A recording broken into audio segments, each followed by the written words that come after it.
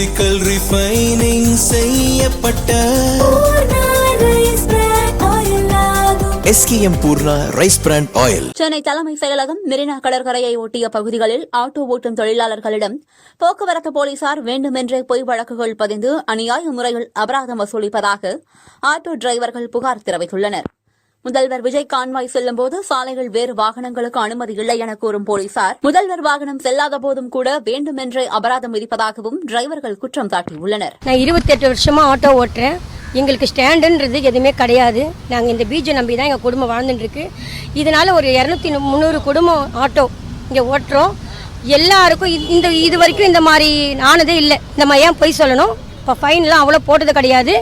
இதான் ஃபஸ்ட்டு முறையாக daily fine sir. ஒரு வண்டிக்கு 500 ரூபாய் சார். அப்போ 300 வண்டிக்கு 500 ரூபாய்னா எவ்வளோ ஆகுதுங்க சார்? அப்போ நாங்கள் கவர்மெண்ட்டுக்கு கடன்றதுக்காக எங்கள்கிட்ட வாங்கி அவங்க அங்கே சேவ் பண்ணுவாங்களா? எப்படி? அவங்க என்ன கேட்குறாங்க? அவங்ககிட்ட போய் கேட்டால் ஏன் சார் இந்த மாதிரி போடுறீங்க ஃபைன் கேட்டதுக்கு? நீங்கள் போய் கமிஷனரை பாருங்கள், டிஏஜியை பாருங்கள் அப்படின்னு எனக்கு ஆராயும் எஸ்ஐங்கெல்லாம் சொல்கிறாங்க. கேட்டால் வண்டி ஒருத்தவங்க கூட போட மாட்டீங்க, எல்லாத்தையும் பேரிகார்ட் போட்டு சுத்தமாக போடாத அளவுக்கு நான் விட்டுருவேன்றாங்க. ஓய்னு மரியாதை இல்லாமல் கேட்குறாங்க. இதனால் நான் முந்தானத்து கூட சூசைட் பண்ண போயிட்டேன். இதே லேபிளில் கேமரா செக் பண்ணுங்கள். அங்கே இன்ஸ்பெக்டர் ஏசி எல்லாருமே நின்னாரு. 3 நாளைக்கு முன்னாடி நான் இங்கே பெட்ரோல் ஊற்றி கொளுத்திப்பேன் சார். எங்களுக்கும் பசங்க இருக்குது, நாங்கள் இதை நம்பி தான் சார் வாழ்ந்துட்டு இருக்கிறோம். டெய்லி எங்களுக்கு ஃபீஸ் கட்டணும். இந்த வருஷம் ஸ்கூல் முடிஞ்சு வட்டிக்கு கேட்டுருக்கோம். 100க்கு 10 ரூபாய் 5 ரூபான்றாங்க. எங்களால் தந்து என்ன வாழ முடியும்? டெய்லி நாங்கள் 500 ரூபாய் நாங்கள் ஃபீஸ் கட்டணும். இவங்களுக்கு கேஸ்க்கு கொடுத்தோம்னா நாங்கள் எங்கே சார் பண்ணோம்? நாங்கள் எல்லாம் வாடகை வண்டியும் ஃபைனான்ஸ் வண்டியும் வாங்கி போட்டு ஓட்டின்னு இருக்கோம். டியூவும் கட்ட முடியல. எங்களுக்கு ரொம்ப கஷ்டமாக இருக்குது சார். சாப்பிட்றதுக்கு நேற்று 1000 ரூபாய் வண்டி ஓட்டுறேன் சார். 1000 ரூபாயில் 500 ரூபாய் தான் சார். எத்தனை பேர் 500 ரூபாய் ஃபைன் போட்டிருக்காங்க சார். இப்போ நாங்கள் கட்டலைனா கூட எங்களுக்கு எஃப்சிக்கு போகும்போது கண்டிப்பாக எல்லா காசையும் வெய்யணுவாங்க. நாங்கள் அப்போ எங்கே சார் போகிறது சொல்லுங்கள்?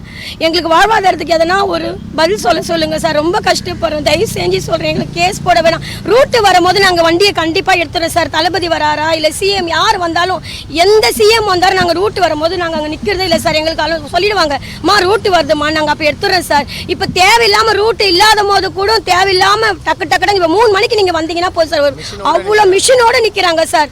கையில் வச்சுக்கிட்டு டக்குன்னு ஃபோட்டோ எடுத்துடுறாங்க சார். போன மாதம் எப்படி சார் ஒரே பில்லு ஒரே டேட்டில் 2 பில்லு எப்படி சார் வர முடியும்? ஒரு நாளைக்கு சரி ஒரு பில்லு போட்டீங்க, அன்றைக்கி அந்த பில்லை வச்சு ஒரு நாள் ஃபுல்லாகவே வண்டி ஓட்டலாம். ஆனால் அதே நாளில் இன்னொரு பில் கேட்குறேன். நேற்று எஸ்ஐ ஒருத்தர் கேட்குறேன். நான் இங்கே அவர் சொல்கிறாரு, இல்லைம்மா இங்கேயும் நிற்பாங்க, மிஷின் வச்சுன்னா அங்கேயும் நிற்பாங்க. அப்போ 4 இடத்துல நின்னா நான் 2000 ரூபாய் ஃபைன் போட்டு போகணுமா சார்? சொல்லுங்கள் சார். இதுக்கு முன்னாடி எந்த சிஎம் இருக்கும் போது இந்த மாதிரி ஒரு கடுபடி கிடையாது. இப்போ வந்ததுக்கப்புறம் 2 மாதமாக தான் ரொம்ப கடுபடியாக இருக்குங்க. அதை போய் நம்ம கேட்டோடனே அவங்க என்னன்றாங்கன்னா, ஒரு ட்ரக்கு வண்டி டிரைவருக்கே 40 கேஸ் கண்டிப்பாக பிடிக்கணுமாப்பா, டிஏஜி சார் சொல்லியிருக்காராம் அப்படின்னு எங்கள்கிட்ட சொல்கிறாங்க. எங்களால் இப்படி இருந்தால் வாழ்வாதாரம் என்ன ஆகுறது சொல்லுங்கள்? நாங்கள் டெய்லியும் இப்போ இந்த மாதம் மட்டும் எனக்கு 6 கேஸ் போட்டுக்கிறாங்க. அப்போ 3000 ரூபாய். நான் வண்டி கட்டுற டிவே 8500 தான்.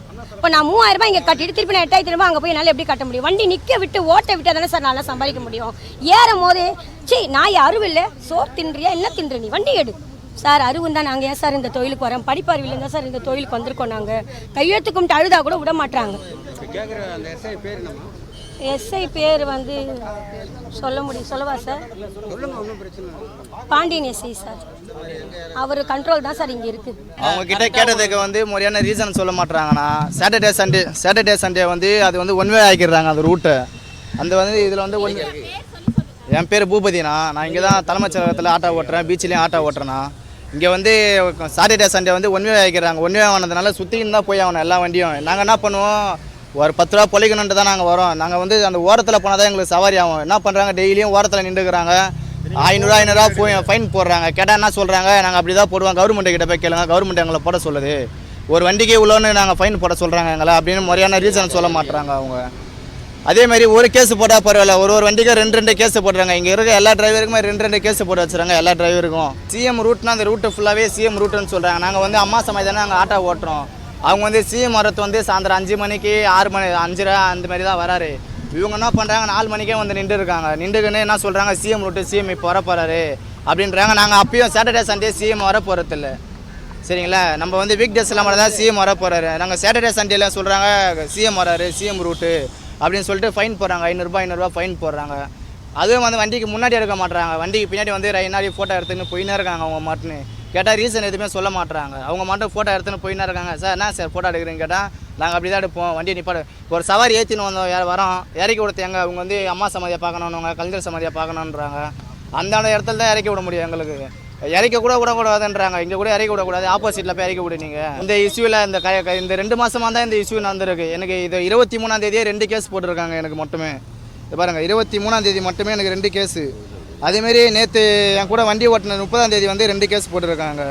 இதேமாரி கேட்டதுக்கு 23ஆம் தேதி 2 கேஸ் போட்டிருக்காங்க. எனக்கு 23 5 நிமிஷத்துக்கு ஒரு கேஸு கேட்டால் நோ யூட்டர்ன்னு சொல்லி 2 கேஸ் போட்டிருக்காங்க. ஆனால் அது வந்து கரெக்டான யூட்டர்ன் தான், அது சிக்னலில் ராங் ரூட்டில் இல்லை, ஆனால் முறையான யூட்டர்ன் தான் அது.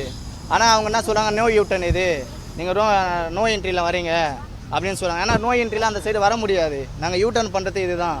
அவங்க கேட்டால் சரியான ரெஸ்பான்ஸ் பண்ண மாட்டாங்க. இது எங்களுக்கு இது பதில் தான் தெரியும். எங்களுக்கு மெரினா பீச்சில் வந்து சவாரி இறக்கும் தான். அண்ணா சாலைக்கு நாங்கள் போகவில்லை. அண்ணா சாலையில் ஒரு கேஸ் போட்டிருக்காங்க, இங்கே ஒரு கேஸ், ஒரே நாளில் 2 கேஸ் போடுறாங்க.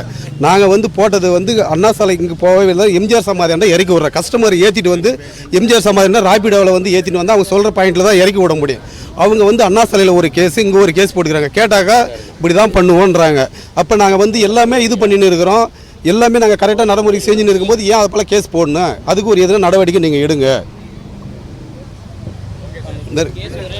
ஒரே நாளில் 2 கேஸுங்க சார். 30ஆம் தேதி வந்து 500 ரூபா 2 கேஸ் போட்டுக்கிறாங்க. நான் அண்ணா சாலை போகவே இல்லை. அண்ணா சாலையில் ஒரு கேஸ் விழுந்துருக்குது. நான் இறங்குன பாயிண்ட் வந்து அம்மா சமாதி அந்த பாயிண்டில் இறங்கின ஆவின் பக்கத்தில் தள்ளி அந்த இதாண்ட தான் இறக்கி விட்டேன்.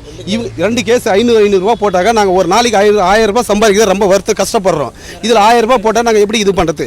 வேணா பாண்டியன் எஸ்ஏவும் கண்ணன் எஸ்ஏவும் போட்டு இருக்கிறாங்க. எனக்கு வந்து இது அவங்க பேரெல்லாம் தெரியாது, நான் நேரடியாக பார்த்தது கிடையாது.